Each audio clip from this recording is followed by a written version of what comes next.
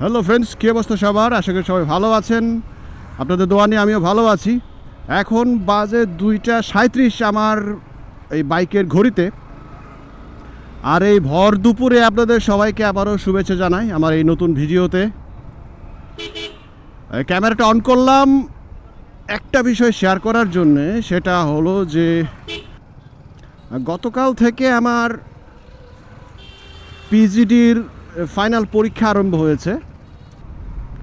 আপনারা হয়তো অনেকে অবগত আছেন যে আমি গত বছর এই পিজিটি কোর্সে ভর্তি হয়েছিলাম, 1 বছর মেয়াদি পিজিটি ইন আইসিটিতে, এগ্রিকালচার ইউনিভার্সিটিতে।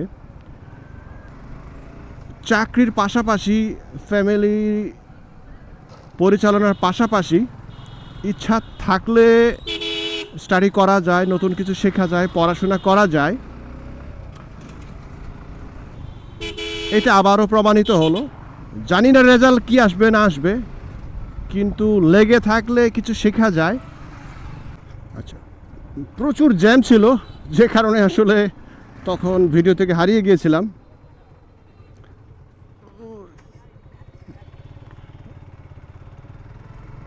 সেই ব্রিজের জ্যামটা ওইখানে ছিল, এইখানে এসেও সেই একই কাহিনী। মানে ময়মনসিংহ শহরের যে একটা অবস্থা, এটা আসলে ভাষায় প্রকাশ করার মতো না। আমার ক্লাস শুরু হলো, পরীক্ষা শুরু 3টা থেকে, এখন 2:50 বাজে। আসলে কোন দিক দিয়ে যাবো বুঝতেছি না।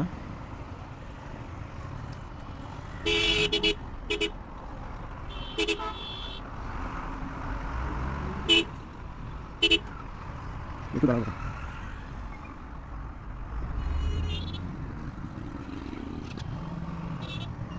কি যে একটা অবস্থা!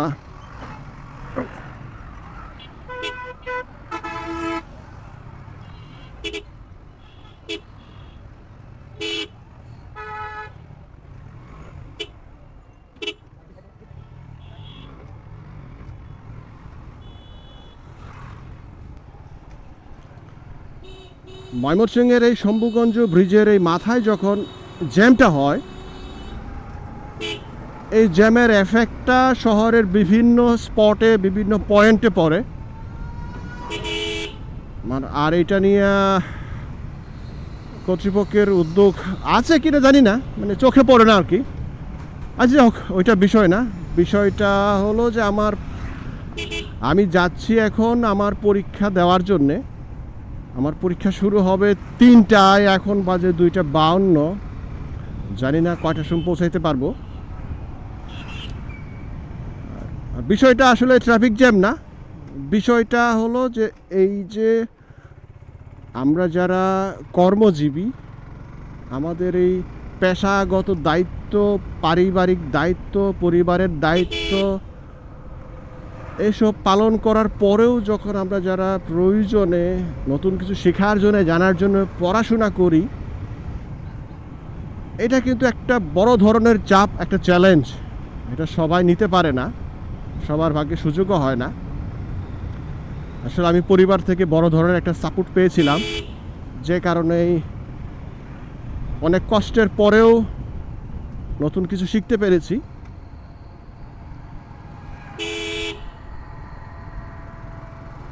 রেজাল্ট কি আসবে আমি এখনও জানি না। খুব ভালো করেছি তাও না, বা খুব ভালো করছি তাও না, আবার খারাপ করেছি এমনও না। বিশেষ করে আমার মতো যারা টোটালি আর্টস ব্যাকগ্রাউন্ডের, এই আর্টস ব্যাকগ্রাউন্ডের একজন ছাত্র হিসেবে এই কম্পিউটার সায়েন্সের উপরে এই পোস্ট গ্র্যাজুয়েট ডিপ্লোমা করা একটু টাফই ছিল। অনেক বন্ধু বান্ধবদের সাহায্য নিয়েছি, সহযোগিতা পেয়েছি। সর্বোপরি নিজের একটা ইচ্ছা ছিল, প্রচেষ্টা ছিল যে নতুন কিছু জানা, নতুন কিছু শেখা।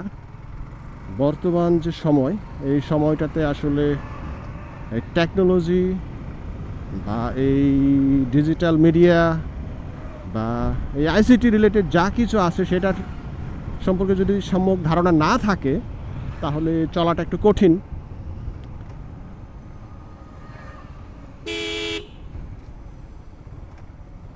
শুরুতে যেটা বলতেছিলাম যে আমরা প্রায় 58 জন শুরু করলেও এখন 30-31 জনের মতো আমরা এই ফাইনাল পরীক্ষায় অংশগ্রহণ করছি। আর এই ফাইনাল মানে এটা একবারে ফাইনাল না, এটা থিওরি ফাইনাল। এরপরে আমাদের প্রজেক্ট সাবমিশন রয়েছে, হয়তো আরও 2-3 মাস লেগে যেতে পারে। তাই আপনাদের সবার কাছে দোয়া চাই, প্রার্থনা চাই। আপনারা প্রার্থনায় স্মরণ রাখবেন, দোয়া করবেন যাতে সুন্দরভাবে আমার এই কোর্সটা আমি সম্পন্ন করতে পারি এবং যা কিছু শিখব বা যা শিখেছি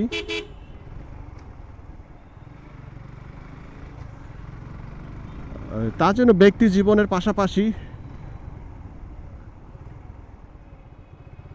জাতীয় স্বার্থেও ব্যবহার করতে পারি। আমি আমার ভার্সিটি ক্যাম্পাসে এসে গেছি, এখন আপাতত ক্যামেরাটা বন্ধ করি, পরে কথা হবে আবার।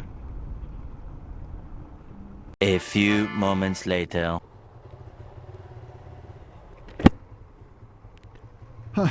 মাত্র পরীক্ষা শেষ করে বের হলাম। পরীক্ষা খুব একটা ভালো হয় নাই, আবার খুব একটা খারাপ হয় নাই, মানে এভারেজ আর কি। এই বুড়া বয়সে পরীক্ষা দিলে যা হয়। তখন আস্তে আস্তে যেটা শেয়ার করছিলাম যে আসলে এদিকে চাকরি, এদিকে পরিবার, সন্তান, মানে ঘর সংসার সামলায় পরীক্ষা লিখলে যেটা হয়, পড়াশোনা করলে যা হয়। ময়মনসিংহ শহরের জন্য এই এগ্রিভার্সিটি আসলে একটা বিনোদনের জায়গা। এখানে শুধুমাত্র স্টাডি হয় না, স্টুডেন্টরা স্টাডি করে আর বাকিরা বিনোদন করে। স্টুডেন্টরা স্টাডির জন্য আসে, বাকিরা বিনোদনের জন্যে। এছাড়া আসলে করার কিছু নাই আমাদের ময়মনসিংহবাসীর জন্যে। একটু নিরিবিলি সময় কাটানো, একটু বিনোদন, একটু ঘোরাঘুরি। এক হলো এই এগ্রিভার্সিটি বোটানিক্যাল গার্ডেন, আর দ্বিতীয় হলো সেই কাচিজুলি পার্ক। সামনের সপ্তাহে শুক্র এবং শনিবার আরও 2টা পরীক্ষা আছে। এরপরে আমার থিওরি পরীক্ষা শেষ হবে। সবার কাছে প্রার্থনা দোয়া চাই যাতে করে, ওরে বাপ রে বাপ,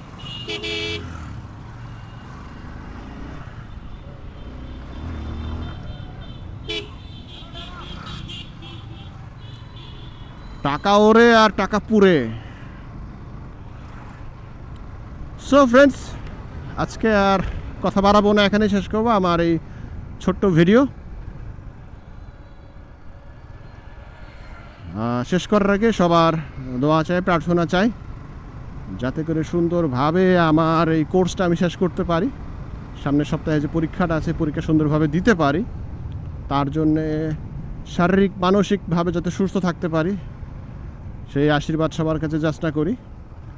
দেখা হবে, কথা হবে পরবর্তী কোনো বিষয় নিয়ে, পরবর্তী কোনো ভিডিওতে। সে পর্যন্ত ভালো থাকবেন, সুস্থ থাকবেন, নিরাপদে থাকবেন। আর অবশ্যই বাইকার ভাইদের অনুরোধ থাকবে, সার্টিফাইড হেলমেট পরিধান করে বাইক রাইড করবেন।